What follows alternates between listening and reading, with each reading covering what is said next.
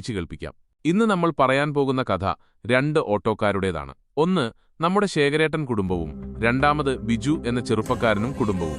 ഓട്ടോക്കാരനായ ശേഖരനോട് പണ്ടുമുതലേ മകൾ പറയുമായിരുന്നു, അച്ഛാ, എനിക്ക് ഡോക്ടറാവണം. മോളുടെ ആഗ്രഹം സഫലീകരിക്കാൻ വേണ്ടി ശേഖരൻ കഷ്ടപ്പെട്ടു.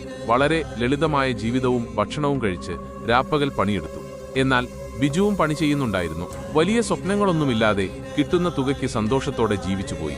ശേഖരന്റെ മനസ്സിൽ പക്ഷേ എപ്പോഴും മകളുടെ ആഗ്രഹം സാധിച്ചു കൊടുക്കാനുള്ള വാശിയായിരുന്നു. കുഞ്ഞുനാളിൽ തന്നെ തന്റെ കളിപ്പാട്ടമാക്കിയിരുന്ന ഒരു പഴയ സ്റ്റെതസ്കോപ്പ് വെച്ച് അച്ഛനെ പരിശോധിക്കുന്ന ഒരു പതിവും അവൾക്കുണ്ടായിരുന്നു. ബിജുവും കുടുംബവും വലിയ സ്വപ്നങ്ങളൊന്നുമില്ലാതെ സന്തോഷിച്ച് ഓട്ടോ ഓടിച്ചു ഉപജീവനം നടത്തി. തന്റെ കുടുംബവും സന്തോഷത്തോടെ പോയിരുന്നു. പക്ഷേ ചില വിധികൾ നമുക്കെതിരായിരിക്കും. ചില സ്വപ്നങ്ങൾ പൂവണിയുകയും ചെയ്യും. ഇവരുടെ 2 പേരുടെയും ജീവിതം നമുക്ക് സന്തോഷം നൽകിയെങ്കിലും ഇനിയൊരു സങ്കടത്തിലേക്കാണ് പോകുന്നത്. ശേഖരന്റെ ശാരീരിക അസ്വസ്ഥതയിലും പ്രായത്തിലും തുച്ഛമായ വരുമാനത്തിലും വേദനയുണ്ടായിരുന്നെങ്കിലും മകളുടെ പഠനം കണ്ട് അദ്ദേഹം സന്തോഷിച്ചിരുന്നു എന്നത് മറ്റൊരു സത്യമാണ്. അതൊരു വാശിയായിരുന്നു. പക്ഷേ പെട്ടെന്നൊരു നാൾ പ്രതീക്ഷകളൊക്കെ മങ്ങലേൽപ്പിച്ചുകൊണ്ട് തന്റെ വാഹനം മറ്റൊരു വണ്ടിയുമായി ഇടിച്ചു തകർന്നുപോയി. അതിൽ ആ ഡ്രൈവർ മരണപ്പെട്ടു. കുടുംബം പട്ടിണിയായി, കണ്ണീരായി, ദാരിദ്ര്യമായി.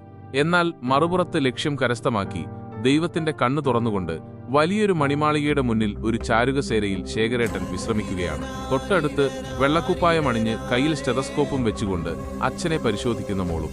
ഇടിഞ്ഞുപൊളിഞ്ഞ ഓട്ടോ കണ്ടപ്പോൾ നമ്മൾ വിഷമിച്ചെങ്കിലും അത് ശേഖരന്റെ അല്ലായിരുന്നു, ബിജു എന്ന ചെറുപ്പക്കാരന്റെ വാഹനമായിരുന്നു. അനാഥമായ കുഞ്ഞുങ്ങളുടെയും വിധവയായ ഭാര്യയുടെയും തേങ്ങലുകൾ നമുക്ക് കണ്ടുനിൽക്കാവുന്നതിലും അപ്പുറമാണ്.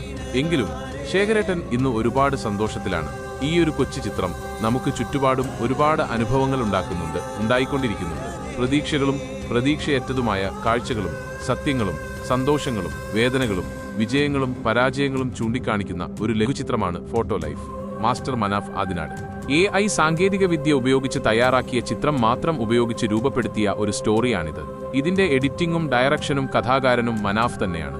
ഏതായാലും നിങ്ങളുടെ ജീവിതത്തിൽ ഇങ്ങനെ ഒരു അനുഭവങ്ങൾ കടന്നു വന്നിട്ടുണ്ടോ? ഉണ്ടെങ്കിൽ കമന്റ് ചെയ്യൂ. ലക്ഷ്യം നേടിയ എത്ര മാതാപിതാക്കളുണ്ട്, എത്ര കുട്ടികളുണ്ട്?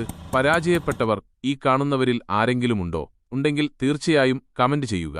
ചാനൽ മറക്കാതെ സബ്സ്ക്രൈബ് ചെയ്യുക. തീർച്ചയായും ഇതുപോലുള്ള ചെറിയ വീഡിയോകൾ നിങ്ങളിലേക്കെത്തും. സ്നേഹത്തോടെ, മാസ്റ്റർ മനാഫ് ആദിനാട്.